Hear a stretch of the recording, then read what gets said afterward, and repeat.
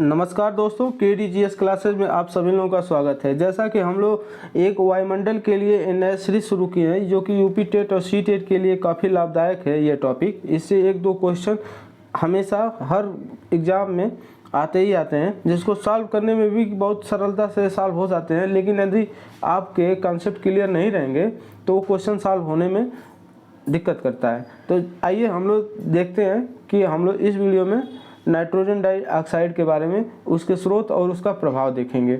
इससे पहले हम लोग ने सल्फर डाइऑक्साइड और उसके स्रोत और उसके प्रभाव को देखा है। तो हम लोग जानते हैं कि किसी भी मनुष्य के जीवित कोशिका में हमको 6 प्रकार के तत्व पाए जाते हैं, जो होते हैं carbon, hydrogen, nitrogen, oxygen, phosphorus और सल्फर। ये 6 प्रकार की जो कोशिकाएं होती हैं वो मुख्य रूप से होनी चाहिए, जिस प्रकार से उसके जीवन में वृद्धि हो सके।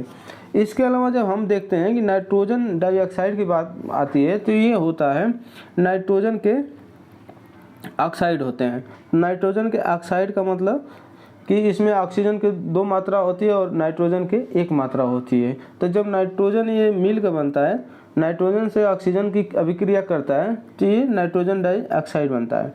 तो हम देखेंगे कि वायुमंडल में जो मुख्य रूप से जो 4 मुख्य गैसें हैं उनके सीक्वेंस देखेंगे, क्योंकि यहाँ से भी क्वेश्चन आते हैं। तो इनका सीक्वेंस होता है कि नाइट्रोजन ये 78% पाई जाती है वायुमंडल में।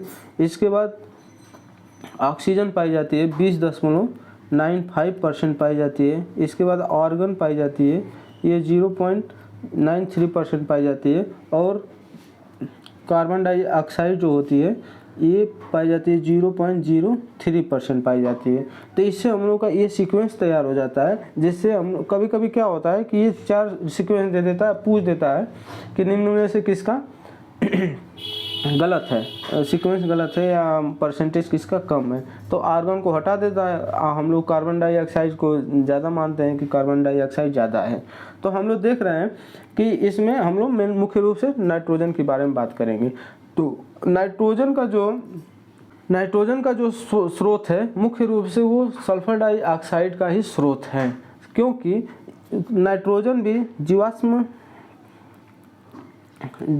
ईंधन के बाद ही, जलने के बाद ही उस उपस्थित होता था या मिलता था और वायुमंडल में आता था। उसी तरह से नाइट्रोजन डाइऑक्साइड भी जीवाश्मिक ईंधन को जलने के बाद ही इसको हम वायुमंडल में पाते हैं। जैसे कि कोयला जब जलाएंगे या पेट्रोल के जलने के बाद, डीजल के जलने के बाद ही हमको नाइट्रोजन डाइऑक्साइड की पूर्ति होती है या मिलता है। अब इसके अलावा जैसे हम देखते हैं SO2 में, सल्फर डाइऑक्साइड में, ये हमको मिलता था ज्वालामुखी विस्फोट के बाद काफ़ी मात्रा में हमको उसके मैग्मा और लावा से मिल जाता था। परंतु इसमें क्या है कि नाइट्रोजन डाइऑक्साइड जो है लावा में और मैग्मा में काफ़ी कम मात्रा में मिलता है। इसके बाद जो है इसका हम जब खेती करते हैं, खेती के माध्यम से भी हमको नाइट्रोजन डाइऑक्साइड का पूर्ति होती है। और जब जैविक कचरे के सड़ने गलने से हमको नाइट्रोजन डाइऑक्साइड की पूर्ति होती है। तो हम लोगों ने देख लिया कि नाइट्रोजन डाइऑक्साइड की जो स्रोत होते हैं वो कौन कौन से होते हैं। आइए मैं एक बार में सीक्वेंस लगा के बता देता हूँ कि उसका स्रोत क्या। इसका स्रोत है, पहले तो है क्या कहते हैं कि पहले है कोयला, जीवाश्मिक ईंधन, कोयला, पेट्रोल, डीजल, और कोयला, पेट्रोल, डीजल, कृषि से होने वाले जो कृषि, इसके बाद ज्वालामुखी विस्फोट और जैविक कचरे के सड़ने गलने से। इसके अलावा ये इसका जो काम होता है ये अम्लीय वर्षा में भी भागीदारी होता है। जैसे H2SO4 सल्फर डाइऑक्साइड H2O से मिलता था तो अभिक्रिया करके ये सल्फ्यूरिक अम्ल का निर्माण करता था, जिसको हम लोग एसिड रेन के नाम से जानते थे। उसी तरह से ये NO2 H2O से अभिक्रिया करके HNO3 का निर्माण करता है और अम्लीय वर्षा में ये भूमिका निभाता है। NO2 = HNO3 3। ठीक दोस्तों, तो ये HNO3 नाइट्रिक अम्ल जो होता है ये अम्लीय वर्षा होता है जो H2SO4 के बाद द्वितीय सर्वाधिक मात्रा में पाया जाता है।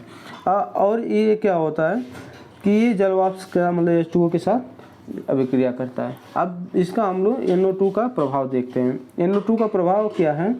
NO2 का प्रभाव ये सर्वप्रथम क्या करता है, पहले अम्लीय वर्षा में भागीदारी निभाता है, और जब NO2 की मात्रा बढ़ जाती है तो हृदय घात और फेफड़े से संबंधित जो रोग होता है वो होता है।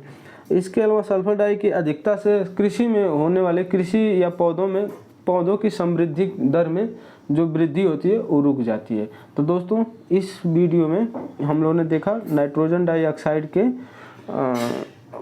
स्रोत और उसका प्रभाव। अगले वीडियो में हम लोग देखेंगे PM10 और PM2.5 जो गैस हैं उनका स्रोत देखेंगे और हमारे जीवन में उसका प्रभाव क्या होता है वो हम लोग देखेंगे। तब तक के लिए नमस्कार, धन्यवाद, जय हिंद।